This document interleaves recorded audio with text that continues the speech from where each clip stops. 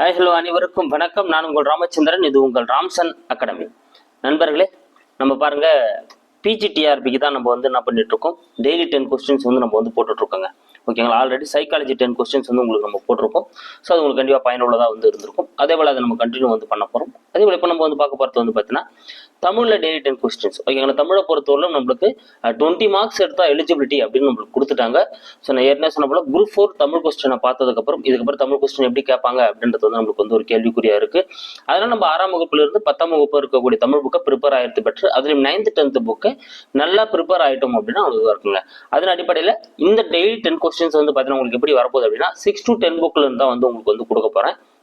So நீங்கள் book எடுத்து படிக்கணும்னு அவசியம் இல்லை. இந்த டெய்லி 10 கொஸ்டின்ஸை நீங்கள் ஃபாலோ பண்ணிட்டு இருந்தீங்கனாலே உங்களுக்கு கண்டிப்பாக தமிழ் எலிஜிபிலிட்டி டெஸ்ட்டில் அது கவர் ஆகிடும். ஓகேங்களா? ஸோ 6, 7, 8 பொறுத்த வரணும். ஸோ நான் வேகமாக கவர் பண்ணிவிடுவேன். அதில் இருக்கக்கூடிய இம்பார்ட்டன்ஸ் மட்டும் நான் உங்களுக்கு கொடுப்பேன். ஆனால் 9th 10th நம்ம என்ன பண்ண போகிறோம், ஒவ்வொரு பேஜும் ஒவ்வொரு பாடமும் பொறுமையாக தான் நம்ம 9th 10th நம்ம பார்க்குற போல இருக்கும். ஓகேங்களா? ஏன்னா 9th 10th தனியாகவே நம்ம டெஸ்ட் வச்சுட்டு லைவ் டெஸ்ட்டாகவும் போட்டுக்கலாம். இல்லை தனிட்டு ஒரு பாடமாக டெஸ்ட்டாகவும் நம்ம போட்டது இல்லாமல் இந்தமாதிரி 10 கொஸ்டின்ஸாகவும் நம்ம தனியாக பார்த்தோம் அப்படின்னா கண்டிப்பாக நம்மளுக்கு தமிழ் எலிஜிபிலிட்டி டெஸ்ட் பற்றி நீங்கள் கவலைப்படவே தேவை. அதே போல சைக்காலஜி நம்ம அதே போல சிலபஸ் பார்த்தாலும் நீங்க கவலைப்படுத்தல, நீங்க மேஜர் மட்டும் நீங்க ப்ரிப்பேர் ஆனீங்கன்னா போதும். ஓகேங்களா? சரிங்க. இப்போ நம்ம தமிழ்ல இருக்கக்கூடிய 10 கொஸ்டின்ஸ் பார்ப்போம். ஸோ 6th புக்ல இருந்தா நம்ம ஸ்டார்ட் பண்ணிக்கோம். நம்ம சேனல்ல இருந்து யாராவது புதுசாக வந்தால் நம்ம சேனலை சப்ஸ்கிரைப் பண்ணிக்கோங்க. கூட பக்கத்தில் பெல் பட்டனை கிளிக் பண்ணி நோட்டிஃபிகேஷன் ஆல் அப்படின்றதையும் கொடுத்துங்க. அப்பதான் நம்ம போற வீடியோஸ் உடனடியாக உங்களுக்கு வந்துட்டு இருக்கும். ஓகேங்களா? ஸோ நம்ம லைவ் டெஸ்ட் போடுவோம் பின்னால. ஸோ அது உங்களுக்கு நோட்டிஃபிகேஷன் உடனே வரணும் அப்படின்னா நீங்க என்ன பண்ணுங்க, அந்த சப்ஸ்கிரைப் பண்ணி பெல் பட்டனை கிளிக் பண்ணிக்கோங்க. அப்பதான் நம்ம லைவ் டெஸ்ட்டுக்கான நோட்டிஃபிகேஷன் உங்களுக்கு உடனடியாக வந்துட்டு இருக்கும். ஓகேங்களா? சரி வாங்க, நம்ம நேரம் வேஸ்ட் பண்ணாம வீடியோக்குள்ள போகலாம். ஸோ இன்னைக்கு நம்ம 10 கொஸ்டின்ஸ் தான் பார்க்க போறோம். ஸோ ரொம்ப பெருமையாக பார்க்கலாம் பாருங்க. தமிழே உன்னை நினைக்கும், தமிழன் என் நெஞ்சம் இனிக்கும் என பாடியவர் யார்? பாருங்க, தமிழே உன்னை நினைக்கும், தமிழன் என் நெஞ்சம் இனிக்கும் எனும் வரிகள் யாருடையது? ஓகேங்களா? ஸோ இந்த வரிகள் யாருடையது? 4 ஆப்ஷன்ஸ் இருக்கு பாருங்க. ஸோ நீங்க நேரம் ஆன்சர் கெஸ் பண்ணிட்டு இருப்பீங்க. ஓகே, நான் ஆப்ஷன்ஸ் வாசிக்கல. நான் ஆப்ஷன்ஸ் வாசி தான் உங்களுக்கு ஒரு மாதிரி கொலாப்ஸ் ஆகிறாப்புல இருக்கும். ஆனால் நீங்க வீடியோ பார்த்து நீங்க ஆப்ஷன்ஸ் நீங்க பார்த்து எடுத்துருங்க. கொஸ்டின் மட்டும் நான் வாசிக்கிறேன். இதுக்கான ஆன்சர் என்ன அப்படின்னு பார்த்தீங்கன்னா காசி ஆனந்தன். பி தாங்க இதுக்கான ஆன்சர். தமிழே உன்னை நினைக்கும், தமிழன் என் நெஞ்சம் இனிக்கும். இந்த வரிகள் யாருடையதுனா காசி ஆனந்தனுடைய தான் இந்த வரிகள். அடுத்து பார்க்கலாம் பாருங்க. கூற்றை கவனி. பாவலரேறு பெருஞ்சித்திரனார். ஸோ ரொம்ப ஒரு முக்கியமான ஒரு தமிழ் அறிஞர்கள், ரொம்ப ஒரு முக்கியமான அறிஞர் பாவலரேறு பெருஞ்சித்திரனார். ஸோ அவர் சார்ந்த 3 கூற்றுகள் தான் அங்கே கொடுக்கப்பட்டிருக்கு. பெருஞ்சித்திரனாரின் இயற்பெயர் மாணிக்கம். எதுங்க? பெருஞ்சித்திரனாரோட இயற்பெயர் என்னதுங்க? மாணிக்கம். பாவலரேறு எனும் சிறப்பு பெயரால் அழைக்கப்படுகிறார். தென்மொழி, தமிழ்ச்சிட்டு, தமிழ் நிலம் ஆகிய இதழ்களை நடத்தினார். கண்டிப்பா தமிழ் எலிஜிபிலிட்டி டெஸ்ட்ல இவர் சார்ந்த ஒரு கேள்விகளை நம்ம எதிர்பார்க்கலாம். சூப்பர். இதுக்கான ஆன்சர் நீங்க கெஸ் பண்ணிட்டு இருப்பீங்க. இதுக்கான ஆன்சர் என்ன அப்படின்னு பாத்தீங்கன்னா அனைத்துமே சரிதாங்க. டி தான் இதுக்கான ஆன்சர். ஏன்னா அவருடைய பெயர் மாணிக்கம். இவர் பாவலரேறு அப்படின்னு சொல்லிட்டு சிறப்பிக்கப்படுறாரு. இவர் தென்மொழி, தமிழ்ச்சிட்டு, தமிழ்நிலம் ஆகிய இதழ்களை என்ன பண்ணியிருக்காருங்க, நடத்திருக்காரு. ஓகேங்களா? இது 3 ரொம்ப முக்கியங்க. இந்த மாதிரி 3 இருக்கிறதுலாம் என்ன பண்ணுவாங்க, பொருந்தாதது எது, பாவலரேருடன் பொருந்தாதது எதுன்னு சொல்லிட்டு என்ன பண்றவங்க கேட்டுருவாங்க.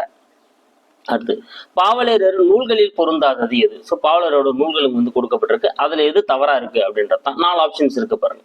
ஸோ கனிச்சாறு, கொய்யாக்கனி, பாவியப்பாவை, நூறாசிரியம். சூப்பர். இதுக்கான ஆன்சர் என்னதுங்க?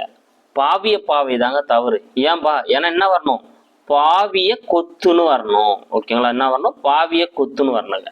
கனிச்சாறு, கொய்யாக்கனி, பாவிய கொத்து, நூறாசிரியம். ஓகேங்களா? பாவிய கொத்து, நூறாசிரியம் அப்படின்னு வந்திருக்கணும். அப்போ பாவிய பாவை அப்படின்றது தப்பு, பாவிய கொத்துன்னு வந்திருக்கணும். அப்ப சி தான் இங்க தவறா இருக்கு.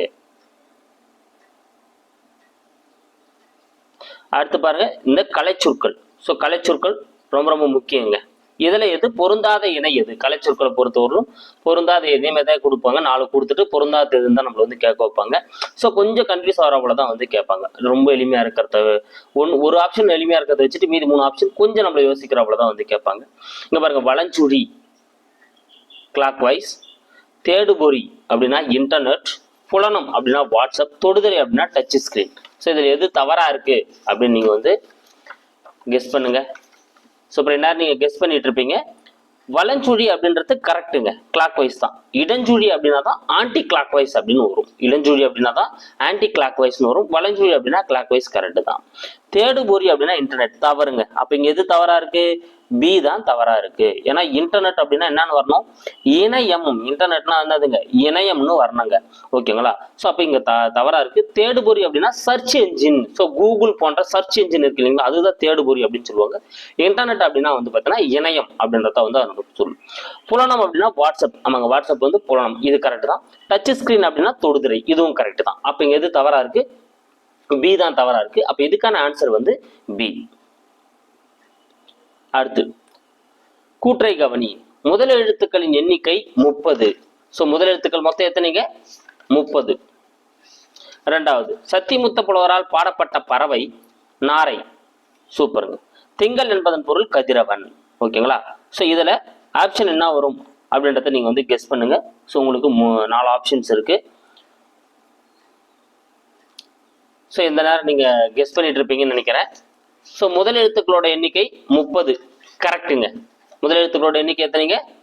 30 முதல் எழுத்துக்கள் இருக்குங்க. ஓகேங்களா?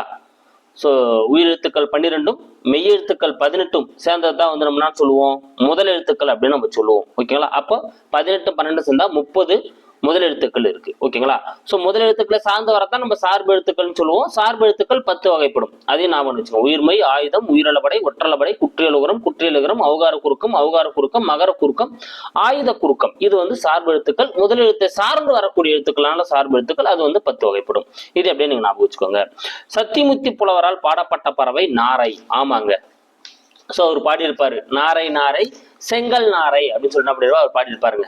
ஓகேங்களா? நாரை நாரை செங்கல் நாராய் அப்படின்ற பாடல் வந்து அவர் என்ன பண்ணியிருப்பாரு? பாடியிருப்பாரு. ஸோ தென்திசை குமரியாடின் வடதிசைக்கு ஏகுவேர் ஆயின் அப்படின்ற அந்த பறவைகள் வந்து அந்த வலசை போதலை பத்தி என்ன பண்ணியிருப்பாரு? அந்த வரிகளில் பாடியிருப்பாரு. அப்ப இந்த கூற்றும் சரிதான்.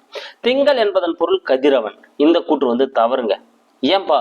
ஏன்னா பருதி அப்படின்னா தான் வந்து கதிரவன். பருதி அப்படின்னா தான் வந்து கதிரவன் வரும். திங்கள் அப்படின்னா என்ன வருங்க? நிலவு.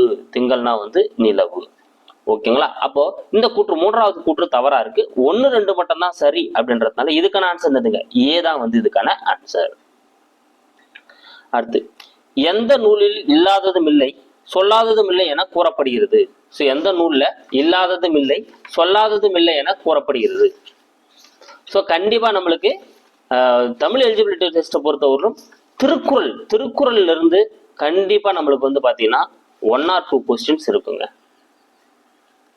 1 or 2 கொஸ்டின்ஸ் கண்டிப்பா திருக்குறள்ல இருந்து இருக்கும். ஸோ இதுக்கான ஆன்சரும் வந்து திருக்குறள் தான். ஓகேங்களா? ஸோ இணை இல்லை முப்பாலுக்கு நிலைத்தை அப்படின்ற மாதிரி என்ன பண்ணுவாங்க? இந்த நூல்ல வந்து இல்லாததும் இல்லை சொல்லாததும் இல்லை அப்படின்னு சொல்லிட்டு என்ன பண்ணுவாங்க? குறிப்பிடுவாங்க. அப்ப திருக்குறள் தான் வந்து இதுக்கான ஆன்சர். அடுத்து 7வது குறள் பார்க்குறாங்க. 7வது கொஸ்டின் பார்க்குறாங்க. தம்மின் தம் டேஷ். தம்மின் தம் டேஷ் அறிவுடைமை மாநிலத்து டேஷ் எல்லாம் இனிது. ஸோ இப்போ என்ன பண்ணாங்க? சமீபத்தில் இந்த மாதிரி கேள்விகள் கேட்க ஆரம்பிச்சிட்டாங்க. திருக்குறள் வந்து என்ன பண்றாங்க? டேஷ் விட்டுட்டு அந்த இடங்கள்ல என்ன வரும் அப்படின்ற மாதிரி கேள்விகள் கேட்க ஆரம்பிச்சிட்டாங்க. ஸோ கீழே 4 ஆப்ஷன்ஸ் இருக்கு பாருங்க. இங்க என்ன வரும் அப்படின்றத நீங்க கெஸ் பண்ணுங்க. தம்மின் தம் அறிவுடைமை மாநிலத்து டேஷ் எல்லாம் இனிது. Okay, super. ஸோ இந்த ஆப்ஷன் எடுத்து பார்த்தீங்கன்னா உங்களுக்கு எல்லாமே பொருந்துறாபடியே இருக்கும். நீங்க படிக்காம போய் அட்டன் பண்ணீங்கன்னா இந்த எல்லாத்தையும் நீங்க பொருத்தி பார்த்தீங்கன்னா பொருந்துறாபடியே இருக்கும். அப்படிதான் உங்க ஆப்ஷன் கொடுப்பாங்க. ஆனா இதுக்கான ஆன்சர் என்ன அப்படின்னு வந்து பார்த்தீங்கன்னா சி தாங்க வந்து இதுக்கான ஆன்சர். தம்மின் தம் மக்கள் அறிவுடைமை மாநிலத்து மண்ணுயிர்க்கு எல்லாம் இனிது. ஸோ தம்மை விட தம்மோட பிள்ளைகள், மக்கள்னா யாருங்க? தம்மோட பிள்ளைகள் என்னவா இருக்கணும்? அறிவுடையரா இருக்கிறதான் வந்து பார்த்தோன்னா அந்த பெற்றோர்களான அவங்க மக்களுக்கு வந்து மகிழ்ச்சியை தரக்கூடியது அப்படின்னு சொல்றாங்க. ஓகேங்களா? அப்ப மக்கள் மண்ணுயிர்க்கு அப்படின்னு வரணும். சீதா வந்து இதுக்கான ஆன்சர். ஒருவருக்கு மிகச்சிறந்த அணிகலன்களாக திருவள்ளுவர் கூறுவது எது? ஸோ ஒருவருக்கு வந்து இதான்பா மிகச்சிறந்த அணிகலன், அதை தவிர வேற அந்த நகையுமே தேவலப்பா அப்படின்னு சொல்லிட்டு திருவள்ளுவர் கூறுவது எது? ஸோ இதெல்லாம் நீங்க ஆன்சர் உடனே எடுத்துருவீங்க. அப்ப சீதா வந்து இதுக்கான ஆன்சர். ஒருவருக்கு மிகச்சிறந்த அணிகலன் எதுங்க? பணிவு மற்றும் இன்சொல். பணிவுடையன் இன்சொலனாதல் ஒருவருக்கு அணியல்ல மற்ற பிற. பணிவுடையன் இன்சொலனாதல் ஒருவருக்கு அணியல்ல மற்ற பிற அப்படின்றதான் வந்து பார்த்தீங்கன்னா அந்த திருக்குறள் என்ன சொல்லியிருப்பாரு? பணிவும் இன்சொல்லும் தான் வந்து பார்த்தோன்னா ஒருத்தருக்கு வந்து அணி, அதை தவிர மற்ற அணிகலன்களா ஆகாது அப்படின்னு சொல்லியிருப்பாரு. அப்ப ஏ மற்றும் பி அப்படின்றதான் வந்து இதுக்கான ஆன்சர். ஔடதம் என்பதன் பொருள் யாது? ஔடதம் என்பதன் பொருள் யாது? இந்த கொஸ்டின் எதிர்பார்க்கக்கூடிய ஒரு கேள்விதான். ஔடதம் என்பதன் பொருள் யாது?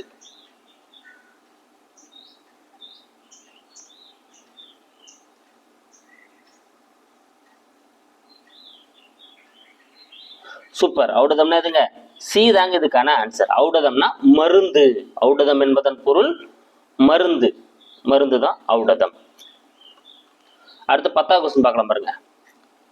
அவ்வுருவம். அவ்வுருவம் என்னும் சொல்லை பிரித்து எழுதுக. சோ அவ்வுருவம் அப்படின்ற வேர்டை பிரித்து எழுதுனா எப்படி வரும்? அவ்வுருவம் என்னும் சொல்லை பிரித்து எழுதுக.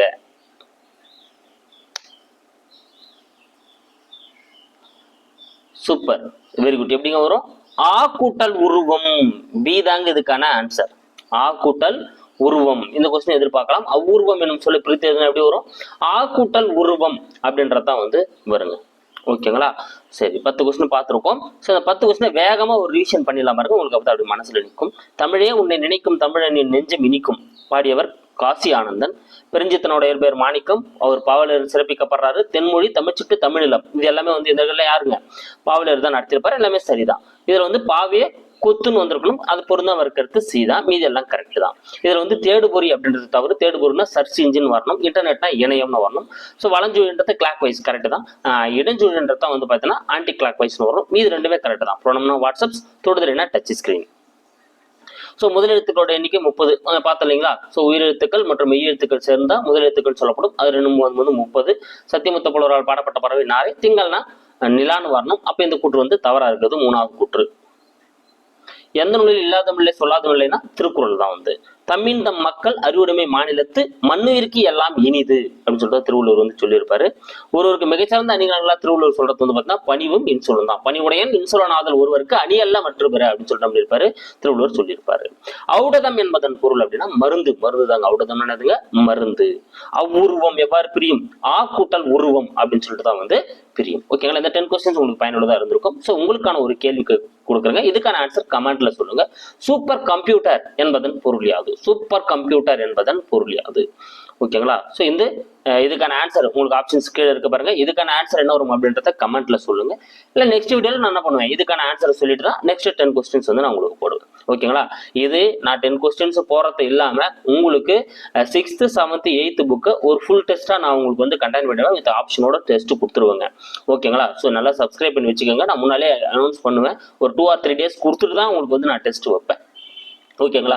அதனால உங்களுக்கு தமிழ் எலிஜிபிலிட்டி டெஸ்ட்டை பொறுத்தவரை நீங்க பயப்படவே தேவை. உங்களோட மேஜரை நீங்க என்ன பண்ணுங்க, நல்லா ப்ரிப்பேர் பண்ணிட்டு இருங்க.